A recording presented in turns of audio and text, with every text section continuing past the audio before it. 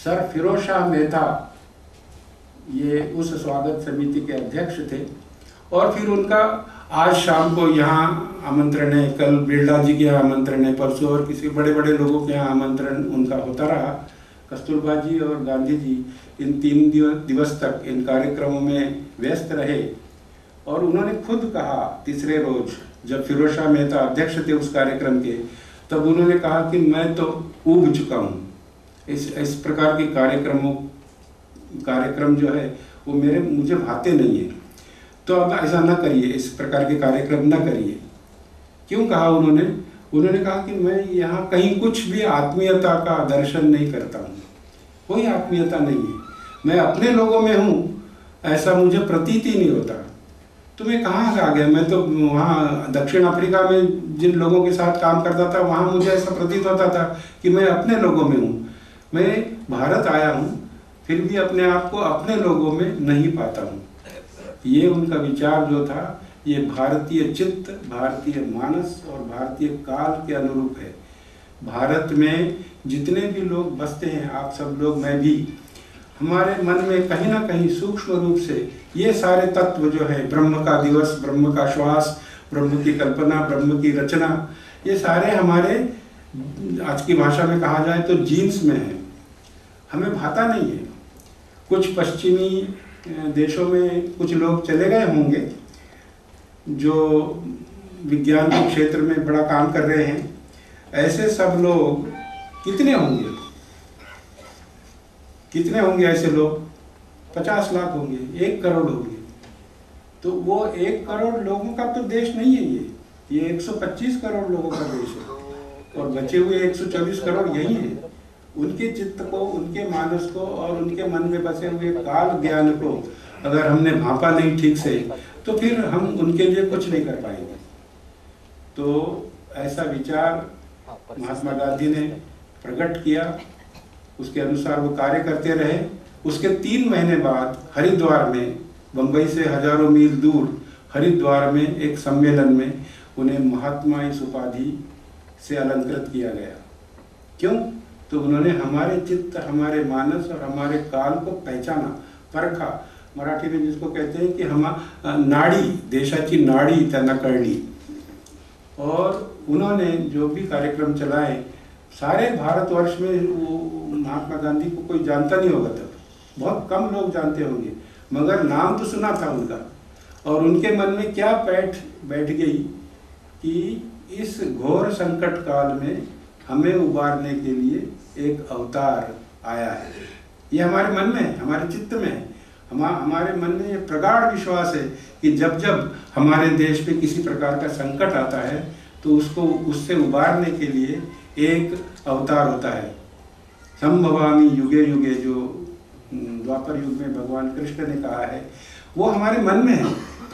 और बस वही जो चीज़ है वो महात्मा गांधी को यश दिलाने में सफल हुई।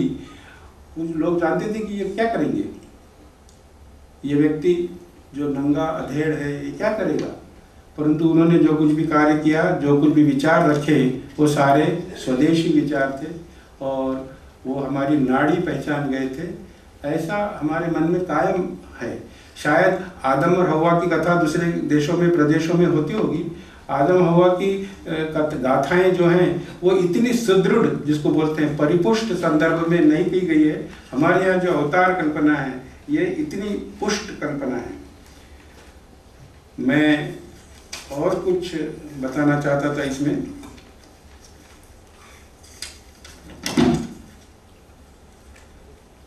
कि ये जो कहते हैं हम लोग, जब ऐसी भाषा या इस प्रकार की चर्चाएं जब होती है तो उस चर्चा में बहुत तेरे लोग मेरे मित्र सब मुझे कहते हैं कि ये क्या तुम बैलगाड़ी के युग की बात कर रहे हो।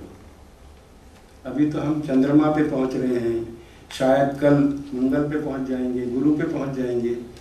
तो ये बातें जो हैं वो बहुत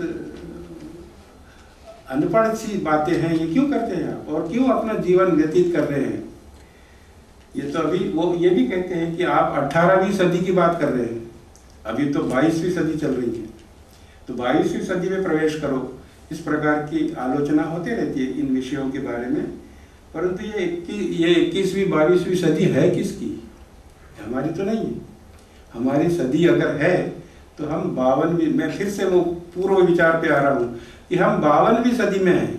5115 साल हो चुके हैं युधिष्ठिर जी के अवतरण के बाद, तो ये हम 52वीं सदी में प्रवेश कर रहे हैं। तो 52वीं सदी का 22वीं सदी से क्यों तुलना कर रहे हैं आप? ये या 52वीं सदी को उसका साक्षी क्यों बना रहे हैं? अगर साक्षी बनाना है तो वो बने, हम क्यों बने? तो ये साधारण है, हम दुखी होते हैं। इनकी भलाई के लिए हम सब, ये सब तामझाम जो चल रही है ये हमारे लोगों की भलाई के लिए चल रही है। जवाहरलाल नेहरू भी ऐसी कहा करते थे कि हम अभी 22वीं सदी में हैं, 18वीं सदी की बात क्यों कर रहे हो? तो शायद वो उनकी शिक्षा दीक्षा नहीं हुई थी यहाँ पर। मैंने जो कहा कि ऐसे 25-50 लाख लोग होंगे, वो उनका विचार होगा। ये 125 करोड़ लोगों का ये विचार नहीं है। तो ये जो हमारी 52वीं सदी है, ये 52वीं सदी का विचार हम करें। और भारतीयता की मर्यादाएं जो मैं बता रहा हूँ, इन मर्यादाओं से विभक्त हुए कुछ 50-60 लाख लोग या 1 करोड़ लोग होंगे, ये अगर जाना चाहेंगे तो चले जाएंगे यहाँ से, कोई हरकत नहीं है। और गए भी हैं। अमेरिका में कई लोग बसते हैं, जापान में बसते हैं, जर्मनी में बसते हैं, तो ये सब लोग चले गए यहाँ से। फिर भी मेरा विश्वास है कि ये लोग कभी ना कभी फिर से वापस आएंगे यहाँ पर, क्योंकि उनके भी चित्त और मानस में यही है जो मैं अभी बता रहा हूँ कि उनके चित्त और मानस की कथा है। तो कोई मुसीबत की बात नहीं है इन लोगों के जाने से। और जो बचे हुए लोग हैं उनका ही मानस हमें समझना होगा। अपने को अभी हमारा जो अध्यापन चल रहा है आजकल, ये क्यों हो रहा है ऐसा? क्योंकि हमारा अध्यापन भी एक विशिष्ट पद्धति से चल रहा है। कितने लोग संस्कृत जानते हैं इस देश के? बहुत कम, 1% भी नहीं। अभी इस प्रकार का, मुझे इस प्रकार क्या कहे उसको, ये नहीं कह सकता मैं कि वो एक प्रकार का हमारे लिए, हमारे विपरीत कुछ ऐसी घटना हो रही है। भारतीय पटल पर से संस्कृत को हटा देना, क्योंकि 1% भी लोग संस्कृत नहीं जानते, तो इस देश की भाषा नहीं है वो, ऐसा कहकर उसको हटा देना, ऐसे भी प्रयास चल रहे हैं, जिसको मराठी में कारस्थान बोलते हैं। तो हम लोग अगर संस्कृत से टूट गए तो क्या होगा? फिर ये जो सारे विषय रखे गए हैं संस्कृत में, इनको कौन समझेगा? इसके अर्थ कौन निकालेगा? उदाहरणार्थ मैं कहता हूँ कि हमारे जो सारे ग्रंथ हैं वो क्यों हमारे लिए अगम्य हैं? वो इसलिए अगम्य है कि उसमें जो भाषाओं का उपयोग किया गया है, उस उपयोग को डिकोडिफाई करना हम जानते नहीं हैं, क्योंकि वो सरल भाषा में नहीं लिखे गए हैं। जैसे आपको 1953 लिखना है, तो फिर वो शत और सहस्त्र और एक द्वौ त्रि ऐसा नहीं है। वो लिखते हैं गुणबाण ग्रहेंदु और अंकानाम वामतः गति। संस्कृत में ऐसा कहा है। संस्कृत में जो भी अंक लिखे जाते हैं उनकी गति वामतः होती है। बाकी के भाषाओं में दक्षिणतः गति होती है, संस्कृत में वामतः गति होती है। तो पहला उल्लेख होता है 3 का। 1953 में उल्लेख, हम लोग कहेंगे 1953, म्हणजे 3 का उच्चारण आखिरी में होता है। संस्कृत में 3 का पहले होगा, वामतः गति। तो 3 इस शब्द के लिए कई शब्दों की रचना की है हमारे ऋषि मुनियों ने। उसमें से छंद के लिए, आनंद के लिए आवश्यक होगा, किसी शब्द की रचना के लिए आवश्यक होगा, उसी को लिया जाता है। तो 3 गुण माने जाते हैं अपने यहाँ, त्रिगुण, सत्व, रज और तम। तो 3 इस संख्या का उच्चारण करना है तो उसके लिए गुण शब्द है। उसके बाद में 5 जो है, 3 के बाद 5 है। 5 को अगर उच्चारण करना है तो 5 के लिए भी 20 शब्द है। मैं आपको गिना दूंगा वो शब्द, अभी 10 तक तो नक्की गिना दूंगा, 30 तक है अभी, वो उतने खोजे गए हैं। तो पंचशर कहा जाता है। तो बाण ये शब्द 5 का निदर्शक है। 9 शब्द बाद में, 9 संख्या बाद में आती है, वो है ग्रह। हमारे 9 ग्रह प्रसिद्ध है। हमारे चित्त में, हमारे मानस में ग्रह बोले तो 9 आते हैं। ग्रह अनंत होंगे, मगर हम बोलते हैं 9 ग्रह। 9 ग्रहों की उपासना भी होती रहती है। तो वो 9 जो है उसके लिए ग्रह शब्द है। और 1 अंत में जो शब्द है उसको हम इंदु कहते हैं, सूर्य अकेला है, तो 1 है। तो गुण बाण ग्रहेंदु ऐसा जब कहेंगे तो 1953 होता है। तो इस प्रकार की रचनाएं हमारे यहाँ हैं। इन रचनाओं, ये गणित क्यों नहीं समझ में आता, तो ये इस भाषा में लिखा गया है। नारद जी जब भगवान कृष्ण की रास लीला चल रही थी, उस रास लीला प्रदेश में उन्होंने जब प्रवेश किया तो उन्होंने देखा कि गोपियां, परस्त्री जिसको कहा जाता है, नारद की संदर्भ में वो गोपिकाएं विवाहित थी, उनके पति अलग थे, परंतु वो श्री कृष्ण के इर्द गिर्द रास क्रीड़ा कर रही थी। आज के भाषा में उसको कहा जाए तो डांस कर रही थी। नारद जी सन्यासी, उनके मन में आया कि ये क्या चल रहा है विपरीत। तो उन्होंने गोपियों से पूछा, भगवान कृष्ण को बाद में पूछेंगे, पहले गोपियों से पूछा कि ये क्या कर रही हो तुम। तो गोपियों ने उत्तर दिया कि भाई वो हम नहीं जानते, हम इतना जानते हैं कि सबसे करीब, मेरे सबसे करीब, मेरे नजदीक श्री कृष्ण है, म्हणजे मैं श्री कृष्ण के अत्यंत निकट हूँ।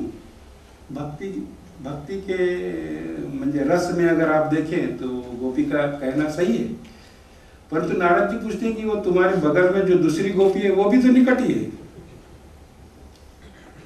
तो वो गोपी कहती कि मुझे ये मालूम नहीं और मुझे उससे कुछ लेना देना नहीं है, वो उनके निकट है या नहीं, इससे मुझे कोई लेना देना नहीं। आजकल की स्त्रियां अपने पति के निकट किसी अन्य स्त्री को देखेगी तो जो प्रतिक्रिया व्यक्त होती है वैसे नहीं की उन्होंने व्यक्त। उन्होंने ये किया, ये मुझे मालूम नहीं, उससे मुझे लेना देना नहीं है, मैं उनके निकट हूँ।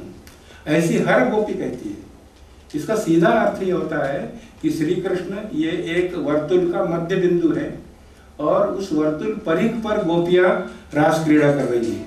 तो जो त्रिज्या होती है, जिसको कहते हैं हम लोग संस्कृत में, या रेडियस बोलते हैं इंग्लिश में, that is the shortest distance from the centre of the circle. तो गोपियों के पद भ्रमण का जो मार्ग है वो एक सर्कल है। और ये सारे, इसकी भी रचना उसके स्लाइड्स में आपको बताऊंगा। तो ये पद भ्रमण का मार्ग जो है सर्कल, ये तो आ गया उस श्लोक में। बाद में वो कहते हैं कि उस श्री कृष्ण जी का तुम्हारे से जो अंतर है, उस अंतर का तुम्हारे पद भ्रमण मार्ग से क्या रिश्ता है। What is the relation between the circumference and radius, that is pi. तो पाई की रचना इतनी प्राचीन है, फिर किसी एक वैज्ञानिक ने उसको खोज निकाला, गणित में उसका व्यवहार होने लगा। ये 300-400 साल की घटना है। ये 5115 साल की घटना है कि जब भगवान महर्षि नारद उन गोपियों से पूछ रहे हैं और गोपियां उन्हें बता रही है कि ये हमारा नाता है उनसे। तो उसमें महाभारत में इस रास क्रीड़ा के बारे में उनके मन में जितने संशय थे, उसका निराकरण होने के बाद में उन्होंने उसका वर्णन किया, जो भगवान वेद व्यास ने प्रकट किया शब्दों में। वो ये है, गोपी भाग्य मधु व्रात शुद्ध शोध दिसंदिग खल जीवित हालाव गल हालार संधरा। ऐसा श्लोक है वो। मैं उनके गले का हार हूँ, ऐसे भी कहती है गोपी, गल हालार संधरा, ऐसा वो कहती है। अब ये इस प्रकार की भाषा हमारे वाङ्मयों में है। अब ये महाभारत है, महाभारत में क्या आवश्यकता किसी गणित की, परंतु एक सूत्र है, कटपयादि सूत्र उसको बोलते हैं, कादिनव टादिनव पादिपंचक याद्यष्ट्यक क्ष शून्यम। तो जब जब ये शब्द आएंगे उसकी संख्यात्मक गणना इस प्रकार की जाए, इस प्रकार का वो उल्लेख है। कादिनव म्हणजे का से शुरू होने वाले 9 स्वर, का खा गा गा या टा ठा डा ना, ऐसा जो है। पादिपंचक, प से शुरू होने वाले 5, प फ ब भ म। याद्यष्टक, यर ल व श स हड़, क्ष शून्यम। तो हमारे वाङ्मयों में जहाँ जहाँ क्ष शब्द आता है वो शून्य के अर्थ से लिया जाता है। अब ये जो गोपी भाग्य मधु व्रात, ये जो ऋचा है, इस ऋचा को आप डिकोड करके देखिए। ग म्हणजे क्या होता है, का खा गा 3।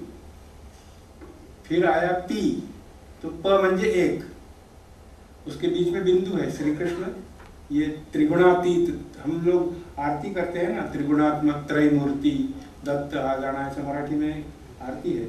उस प्रकार ये त्रिगुणात्मक श्री कृष्ण भगवान, उसके बाद में गोपियां, 3 पॉइंट, बाद में प है, वो क्या होता है? एक।